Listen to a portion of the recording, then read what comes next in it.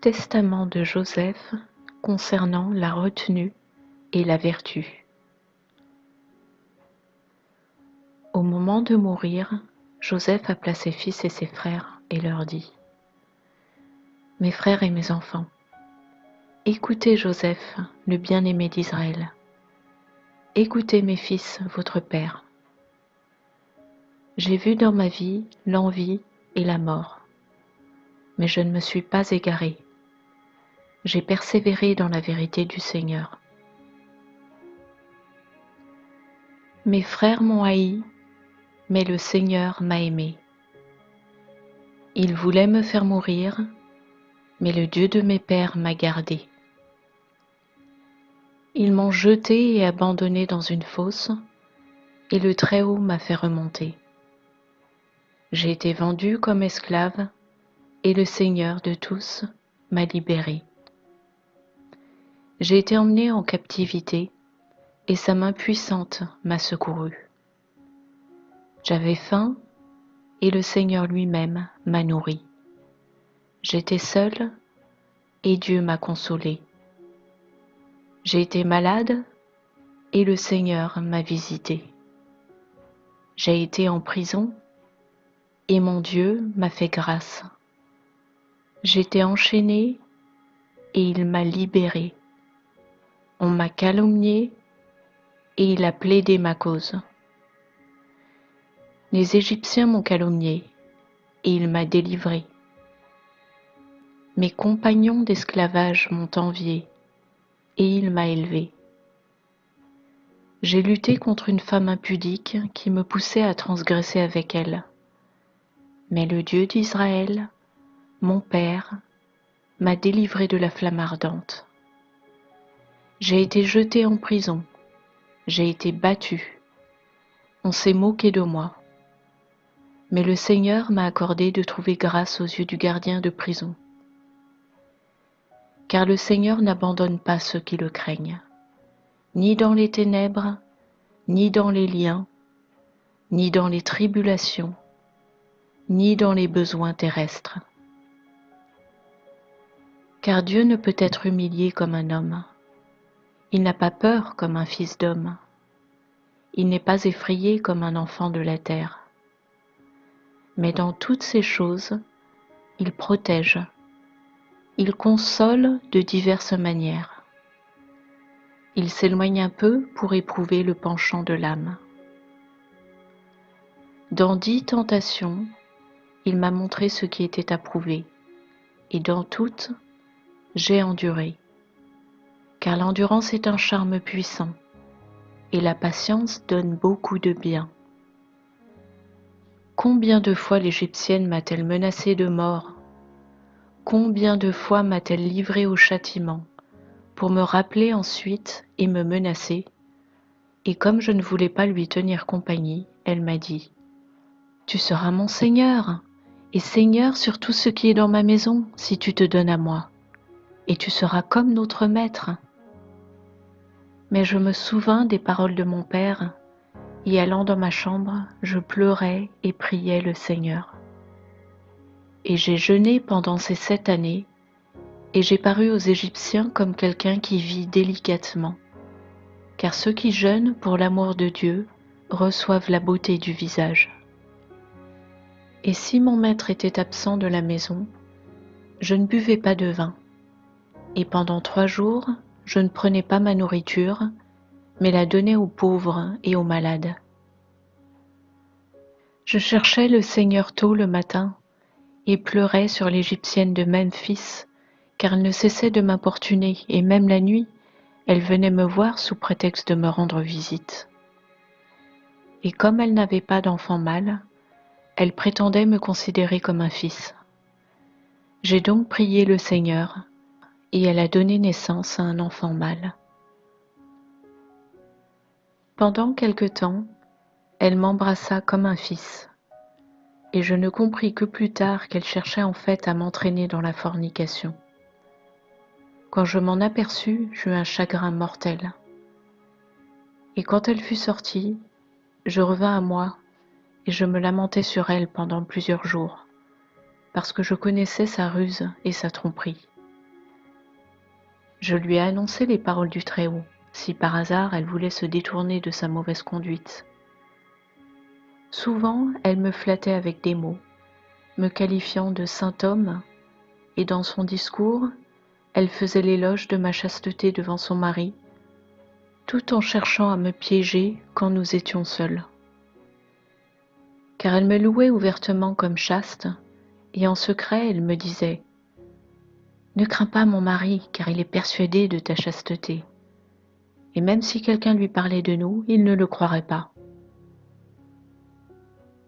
À cause de tout cela, je me prosternais à même le sol, et je priais Dieu de me délivrer de sa tromperie.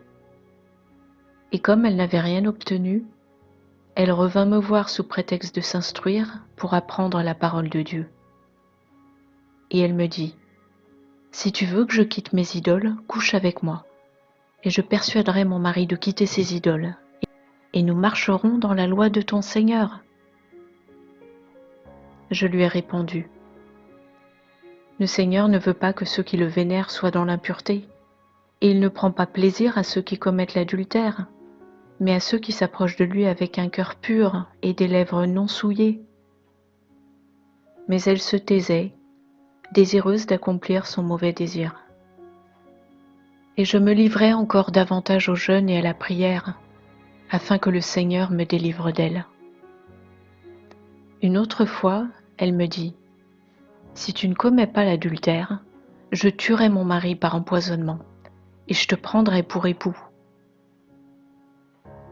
En entendant cela, je déchirai mes vêtements, et je lui dis « Femme, révère Dieu, et ne fais pas cette mauvaise action de peur que tu ne sois détruite, car sache bien que je vais déclarer à tous les hommes ta machination. » Elle eut donc peur et me pria de ne pas révéler ce stratagème. Et elle s'en alla en m'offrant des cadeaux et en m'envoyant tous les délices des fils de l'homme. Elle m'envoya ensuite des mets mêlés à des enchantements. Quand l'eunuque qui la portait arriva, je levai les yeux et vis un homme terrible qui me donnait une épée avec le plat, et je compris que son dessein était de me tromper. Et quand il fut sorti, je pleurai, et je ne goûtais ni à ce plat, ni à aucun autre de ces mets. Le jour d'après, elle vint me voir, observa le plat et me dit « Comment se fait-il que tu n'aies pas mangé de cette nourriture ?» Je lui répondis « C'est parce que tu l'as remplie d'enchantements mortels. Et comment as-tu pu dire « Je ne m'approche pas des idoles, mais du Seigneur seul ?» Maintenant, sache que le Dieu de mon père m'a révélé par son ange ta tromperie. Et j'ai gardé la nourriture pour te convaincre afin que tu puisses voir et te repentir. Mais afin que tu apprennes que la méchanceté des impies n'a aucun pouvoir sur ceux qui adorent Dieu avec chasteté, voici que j'en prendrai et que je mangerai devant toi. » Et ayant dit cela, je priai ainsi. « Le Dieu de mes pères et l'ange d'Abraham, sois avec moi et je mangerai. » Quand elle vit cela, elle tomba sur sa face à mes pieds en pleurant. Je la relevai et l'admonestai. Et elle promit de ne plus commettre cette iniquité. Mais son cœur restait attaché au mal. Elle cherchait comment me piéger. Et poussant de grands soupirs, elle était abattue, bien qu'elle ne fût pas malade. Son mari le remarqua et lui dit « Pourquoi ton visage est-il abattu ?» Et elle lui répondit « J'ai une douleur au cœur, et les gémissements de mon esprit m'oppressent. » Et ainsi il réconforta celle qui n'était pas malade.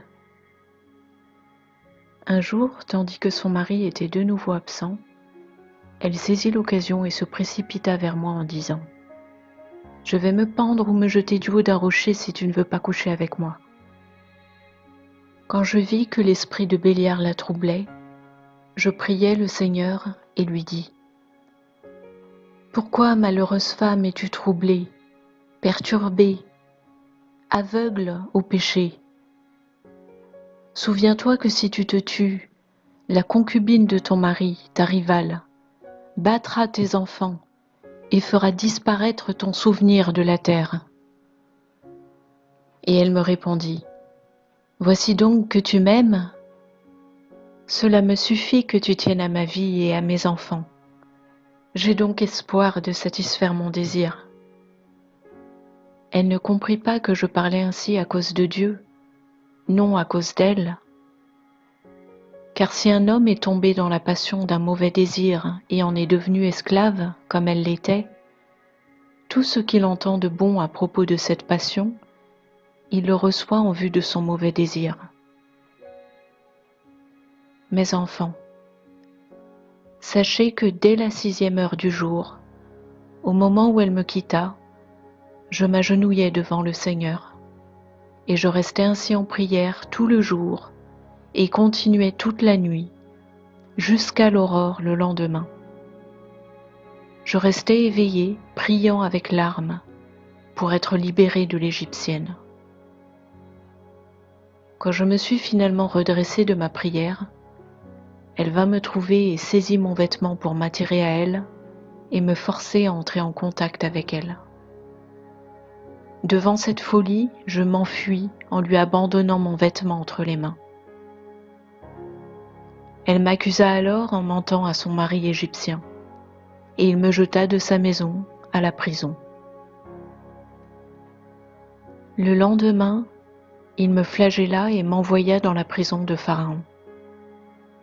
Alors, je rendais grâce au Seigneur et chantais des louanges dans cette demeure de ténèbres, me réjouissant d'une voix joyeuse, glorifiant mon Dieu d'être enfin délivré du désir lubrique de l'Égyptienne. L'Égyptienne tomba malade de frustration, et souvent elle m'envoyait dire « Consens à accomplir mon désir, et je te libérerai de tes liens, et je te libérerai des ténèbres. » Mais pas même en pensée, je ne me suis incliné vers elle. Car Dieu aime celui qui, dans un repaire de méchants, joint le jeûne à la chasteté, plutôt que l'homme qui, dans les chambres des rois, joint le luxe à la licence.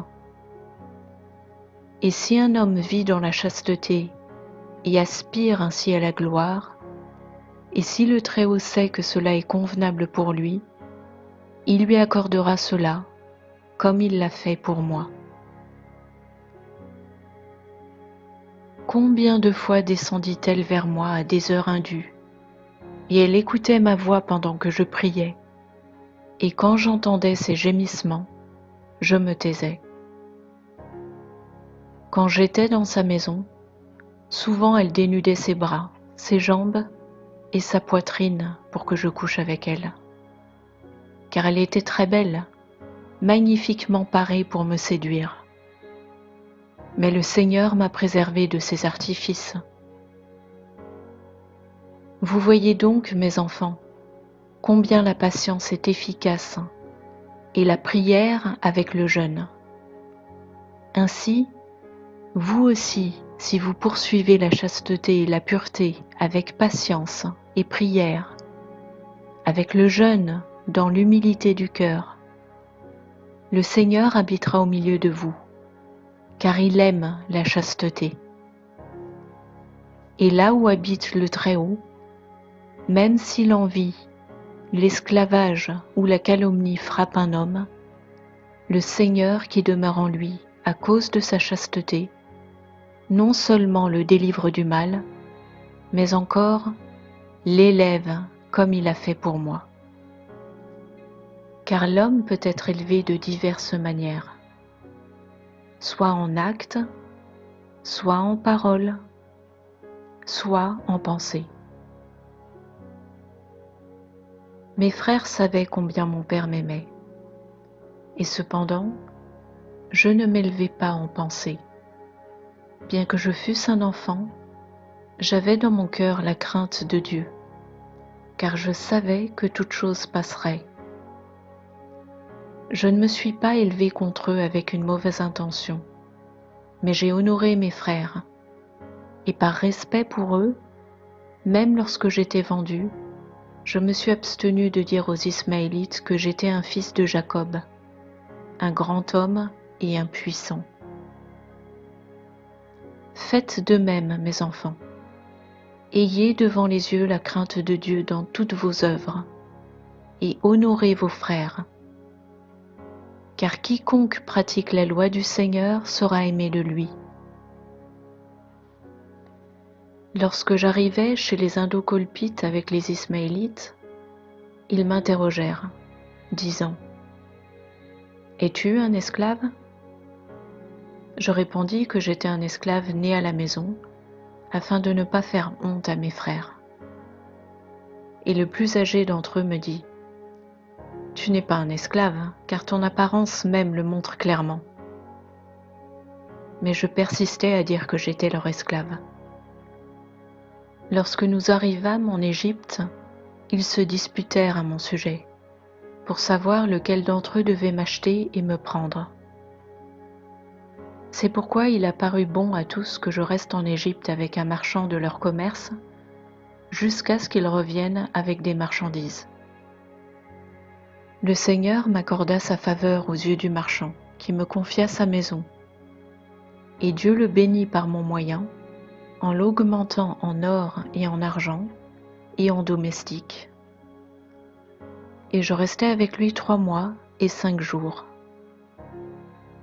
Vers ce temps-là, la femme de Memphis, épouse de Potiphar, descendit dans un char en grande pompe, car elle avait entendu parler de moi par ses eunuques.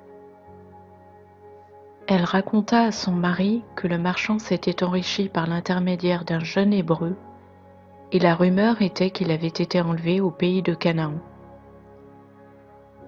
Alors rends-lui donc justice et emmène le jeune homme dans ta maison, et ainsi le Dieu des Hébreux te bénira, car la grâce du ciel est sur lui. Potiphar, persuadé par ces paroles, ordonna qu'on amenât le marchand et lui dit : « Qu'est-ce que j'entends dire de toi, que tu enlèves des personnes du pays de Canaan et que tu les vends comme esclaves ?» Le marchand tomba à ses pieds et le supplia, disant : « Je t'en supplie, mon Seigneur, je ne sais pas de quoi tu parles. » Potiphar lui dit : « D'où vient donc l'esclave hébreu ? » Et il répondit : « Les Ismaélites me l'ont confié jusqu'à leur retour. » Mais il ne le crut pas, et ordonna qu'on le dépouille et qu'on le batte. Et comme il persistait dans cette affirmation, Potiphar dit : « Qu'on amène le jeune homme. » Quand on m'amena, je me prosternai devant Potiphar, car il était le 3e officier de Pharaon.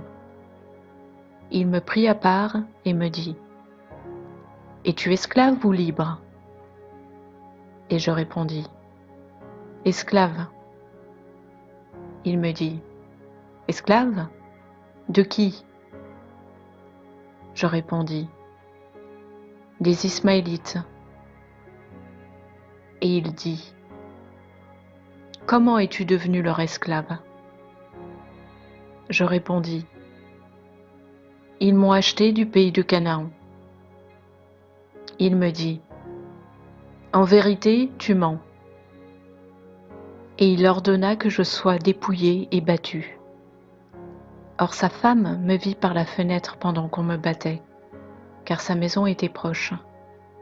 Et elle lui envoya dire : « Ton jugement est injuste, car tu punis un homme libre qui était volé, comme s'il était un transgresseur. » Et comme je ne changeais rien à ma déclaration, bien que je fusse battu, il ordonna de me mettre en prison, jusqu'à ce que, disait-il, les propriétaires du garçon viennent. Et la femme dit à son mari : « Pourquoi retiens-tu dans les liens ce noble garçon fait captif, qui devrait plutôt être mis en liberté et recevoir des soins ? » De cette façon, elle espérait me voir par désir de péché, mais j'ignorais sa pensée. Et il lui répondit : « Ce n'est pas la coutume des Égyptiens de prendre ce qui appartient à autrui avant qu'une preuve soit donnée. » Il parlait au sujet du marchand. Mais quant à moi, il dit que je devais être placé en prison dans l'attente du retour des Ismaélites. Au bout de 24 jours, les Ismaélites arrivèrent, car ils avaient appris que Jacob, mon père, était très affligé à mon sujet. Ils vinrent me voir et me dirent : « Comment se fait-il que tu aies dit que tu étais un esclave ? Et voici que nous avons appris que tu es le fils d'un homme puissant dans le pays de Canaan, et que ton père te pleure encore dans le sac et la cendre. » Lorsque j'entendis cela, je sentis mes entrailles se liquéfier et mon cœur se broyer. Mais je me retins à nouveau de pleurer pour ne pas faire honte à mes frères. Et je leur dis : « Je ne sais pas, je suis un esclave. » Alors, ils se concertèrent pour me vendre, afin qu'on ne me trouvât pas entre leurs mains, car ils craignaient que mon père ne vienne exercer sur eux une vengeance douloureuse. En effet, ils avaient entendu dire qu'il était puissant avec Dieu et avec les hommes. Alors le marchand leur dit d'aller trouver Potiphar et de le libérer de sa présomption contre lui. Et ils vinrent donc me réclamer et me dire discrètement : « Dis que tu as été acheté par nous contre de l'argent, et il nous laissera aller. » Or la femme de Memphis dit à son mari : « Achète le jeune homme, car j'ai entendu dire qu'il cherche à le revendre. » Et aussitôt elle envoya un eunuque chez les Ismaélites pour leur demander de me vendre.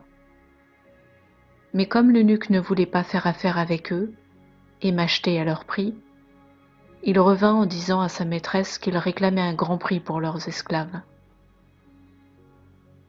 Elle envoya alors un autre eunuque en disant : « Même s'ils demandent 2 mines d'or, donne-leur, n'épargne pas l'or, achète seulement le garçon et amène-le-moi. » L'eunuque alla donc leur donner 80 pièces d'or, et il me reçut. Mais à l'Égyptienne, il dit : « J'en ai donné 100. » Et bien que je le sache, je me taisais de peur que l'eunuque ne soit confondu et puni. Voyez donc, mes enfants, quelle grande chose j'ai endurée pour ne pas amener la honte sur mes frères. Vous aussi aimez-vous les uns les autres avec une grande endurance, et cachant les fautes les uns des autres.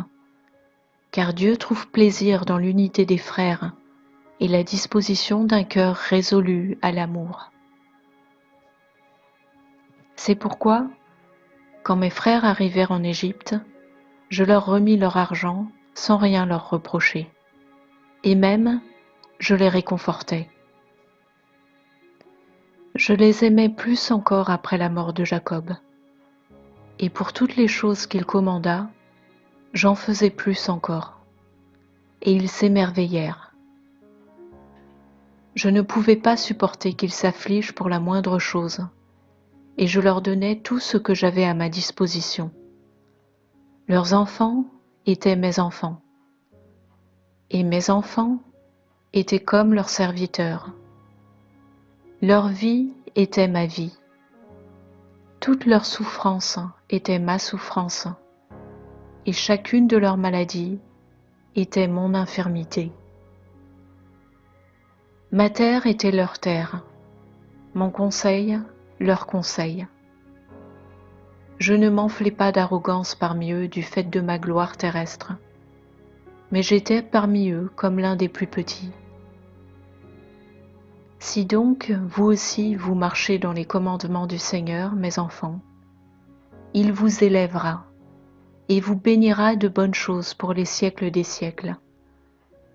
Et si quelqu'un cherche à vous faire du mal, faites-lui du bien et priez pour lui, et vous serez rachetés par le Seigneur de tout mal.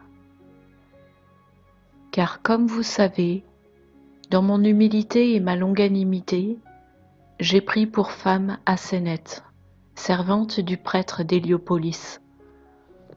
On m'a donné avec elle 100 talents d'or, et Dieu ordonna tout cela pour me servir.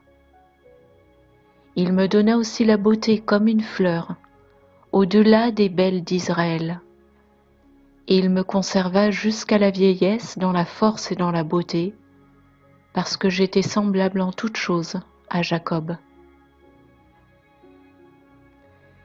Écoutez aussi la vision que j'ai eue. J'ai vu 12 cerfs se nourrir, et 9 d'entre eux furent dispersés. 3 furent préservés. Cependant, le lendemain, ils furent aussi dispersés. Et je vis que ces 3 cerfs devinrent 3 agneaux, et ils crièrent au Seigneur, et il les fit sortir dans un lieu florissant et bien arrosé. Oui, il les fit sortir des ténèbres à la lumière. Et là, ils crièrent au Seigneur jusqu'à ce que les 9 cerfs se rassemblent autour d'eux, et ils devinrent comme 12 moutons. Puis, assez rapidement, ils augmentèrent en de nombreux troupeaux. Et après ces choses, je vis 12 taureaux tétant une vache, qui produisait une mer de lait, et s'y abreuvaient les 12 troupeaux, ainsi que d'innombrables autres troupeaux. Et les cornes du 4e taureau montèrent au ciel, et devinrent comme un mur pour les troupeaux. Et au milieu des 2 cornes poussa une autre corne. Et je vis un veau les encercler 12 fois, et il devint un secours pour l'ensemble des taureaux. Ces choses doivent arriver en leur temps. Par ailleurs, je vis naître de Juda une vierge portant un vêtement de lin. Et d'elle naissait un agneau sans tache. Et à sa main gauche, il y avait comme un lion. Toutes les bêtes se précipitaient contre lui, mais l'agneau les maîtrisa et les détruisit, et les foula aux pieds. Grâce à lui, les anges, les hommes et toute la terre se réjouissaient. Ces choses prendront place en leur saison dans les derniers jours. Mes enfants, observez donc les commandements du Seigneur et honorez Lévi et Juda, car c'est d'eux que surgira pour vous celui qui sauvera Israël. Car son royaume est un royaume éternel qui ne passera pas. Mais mon royaume parmi vous finira comme le hamac d'un guetteur qui disparaît après l'été. Je sais aussi qu'après ma mort, les Égyptiens vous affligeront, mais Dieu vous vengera et vous fera entrer dans ce qu'il a promis à vos pères. Vous emporterez mes os avec vous, car quand mes os seront repris, le Seigneur sera la lumière avec vous, mais Béliar, les ténèbres avec les Égyptiens.